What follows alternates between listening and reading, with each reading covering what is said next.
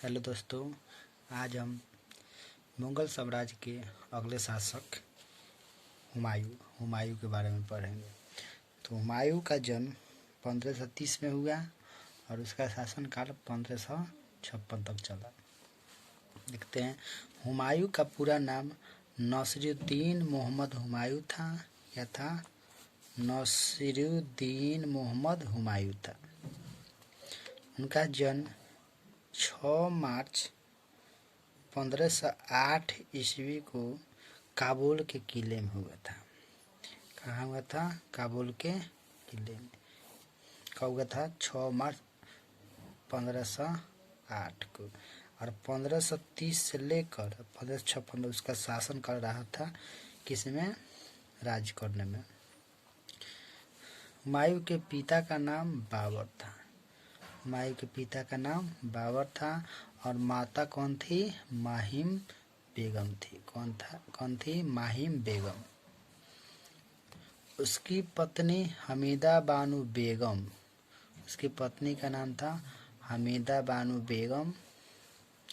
अब पुत्र और भी थे, लेकिन अकबर उसमें से ज़्यादा प्रचलित है, इसलिए अकबर के बारे में हम आगे पढ़ेंगे, इसलिए उसके नाम को दिए हैं। हुमायूं ने चुनार दुर्ग पर प्रथम बार 1530 ईस्वी में आक्रमण किया था। तो क्वेश्चन आता है कि चुनार दुर्ग पर हुमायूं ने प्रथम बार कब आक्रमण किया था? 1530 ईस्वी में। हुमायूं ज्योतिष में विश्वास रखता था। किसमें? ज्योतिष में।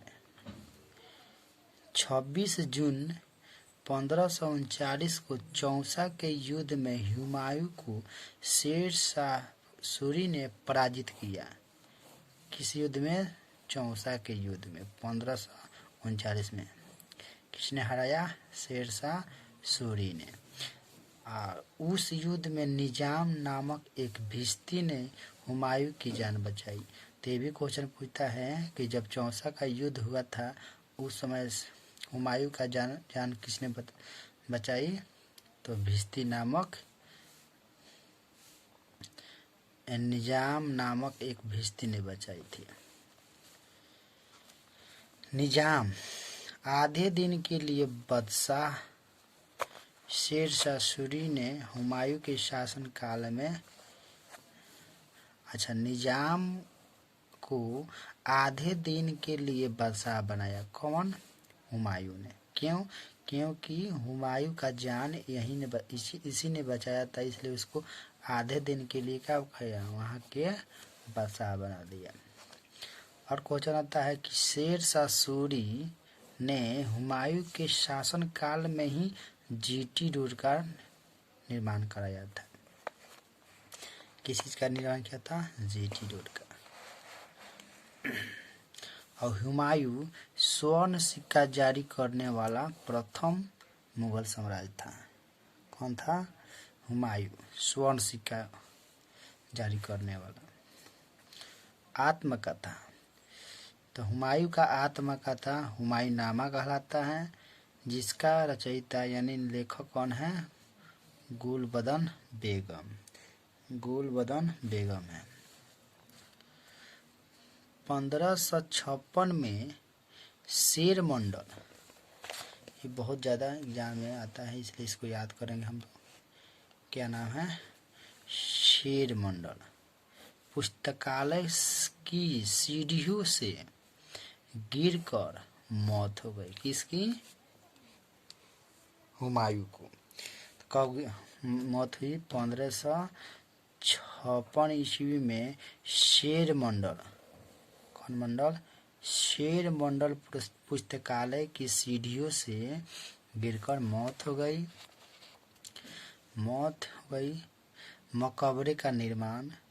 तो जब वह मर गया तो उसकी पत्नी हाजी बेगम द्वारा दिल्ली में उसका मकबरा कराया गया। कहा जाता है कि यह मकबरा प्रथम दोहरे गुंबज वाला मकबरा है। इसमें श्वेत संगमरमर से यह भारत का प्रथम दोहरे गुंबज है। कौन? तो यही हुमायूं के मकबरा है। देखिए ना, तो लिख दिए हैं कि मकबरे का निर्माण उसकी पत्नी हाजी बेगम द्वारा दिल्ली में करवाया गया। श्वेत संगमरमर से निर्मित यह भारत का प्रथम दोहरे गुंबज वाला क्या है? मकबरा है।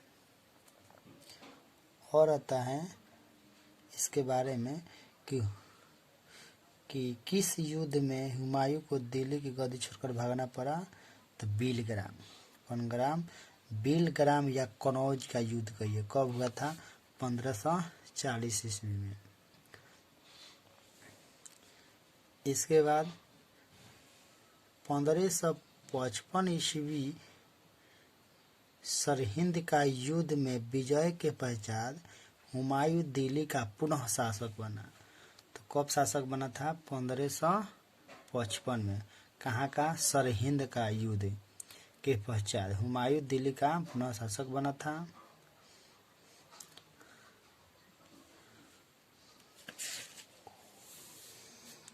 और देखिए, और कहता लेनपुर ने कौन?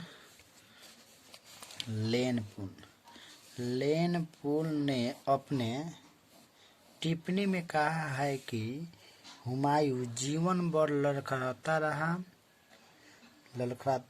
और लड़खड़ाते लड़खड़ाते अपने जान गंवा दी। तो दोस्तों, हुमायूं के जीवन में इस घटना के अलावा दूसरा कोई एग्जाम में नहीं पूछता है, इसलिए आप लोग इस वीडियो को एक बार 2 बार जितना बार हो सके देखिए और एग्ज़ाम में सवाल को आसानी से हल करें। Thank you.